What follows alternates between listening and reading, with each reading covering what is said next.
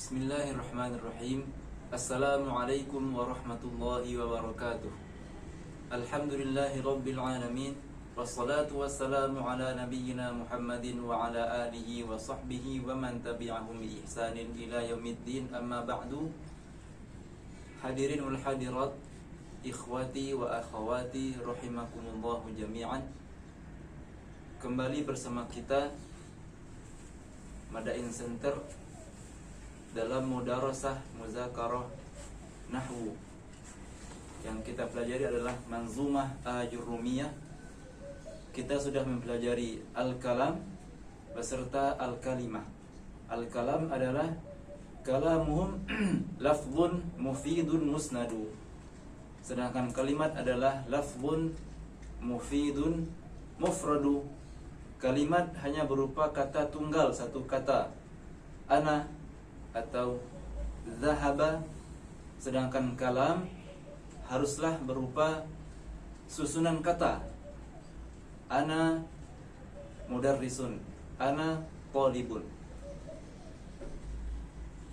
Pada pertemuan ketiga ini, insyaallah kita akan mempelajari pembagian atau jenis-jenis dari kalimat.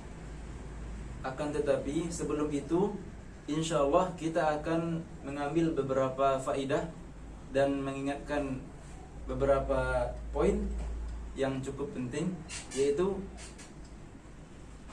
jenis-jenis tulisan dalam bahasa Arab itu ada 3. Pertama, huruf A, B, C sampai Z. Dalam bahasa Indonesia huruf. Dalam bahasa Arab juga disebut huruf, yaitu alif, ba, jim, dal sampai akhir. Di atas huruf dalam bahasa Indonesia ada kata, yaitu rangkaian dari huruf-huruf. Contohnya saya mengumpulkan huruf S, A, Y, A menjadi sebuah kata, maka dia termasuk disebut kata. Saya merangkai B, E sampai R, menjadilah dia belajar. Kemudian kita merangkai huruf-huruf ini menjadi sebuah kata nahwu. Nah, ini yang disebut kata, bukan kumpulan dari ketiga kata ini, tapi jika dilihat dari satu persatuannya disebut kata. Dalam bahasa Arab, kata dinamakan kalimah. Contohnya, huruf tadi kita rangkai menjadi sebuah kalimah. Ana. Kita rangkai sebuah huruf menjadi, beberapa huruf menjadi adrusu. Kita rangkai juga menjadi an-nahwu. Maka jika kita lihat dari satu persatuan, kesatuan ini dinamakan kalimah. Maka di sini ada sebuah poin yang penting, bahwasanya kalimah dalam bahasa Arab berbeda dengan kalimat dalam bahasa Indonesia. Kalimah dalam bahasa Arab itu persamaan dari kata, yaitu rangkaian dari huruf-huruf. Di tingkat ketiga ada yang namanya kalimat, yaitu kumpulan dari kata-kata. Ketiga hal ini jika kita kumpulkan dan kita sebutkan secara langsung berurutan, saya belajar nahwu, maka ini kita sebut dengan kalimat. Dalam bahasa Arab, kalimat ini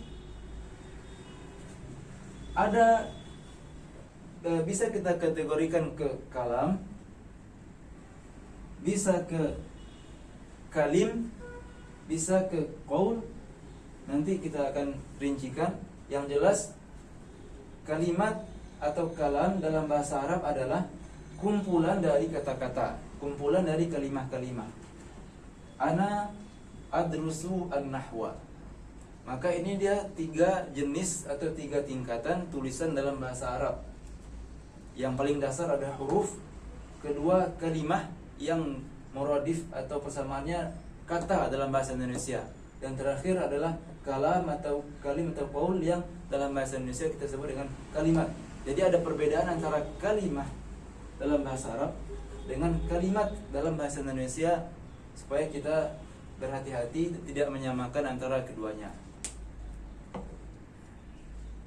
Alhamdulillah, pada pertemuan pertama dan kedua kita telah mengambil pengertian dari kalam dan kalimah. Kalam ini harus merupakan terdiri dari lebih dari satu kata. Ana adrusu. Sedangkan kalimah hanya berupa bentuk kata tunggal.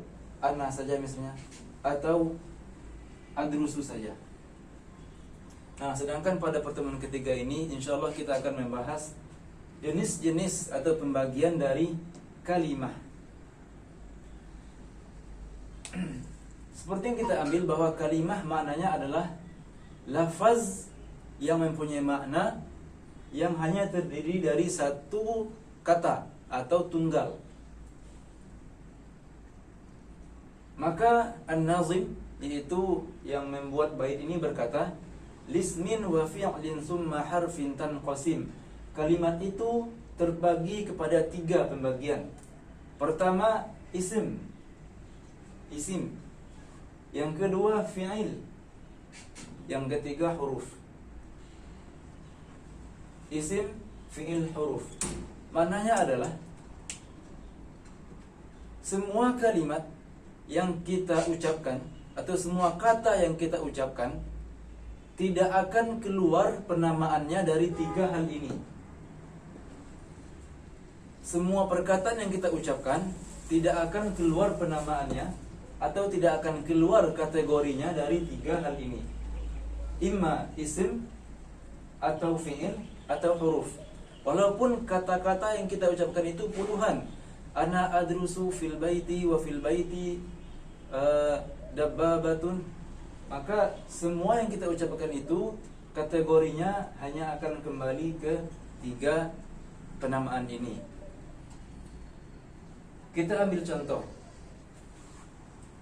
Zahaba Zaidun ilal madrasati yauma tsulasa.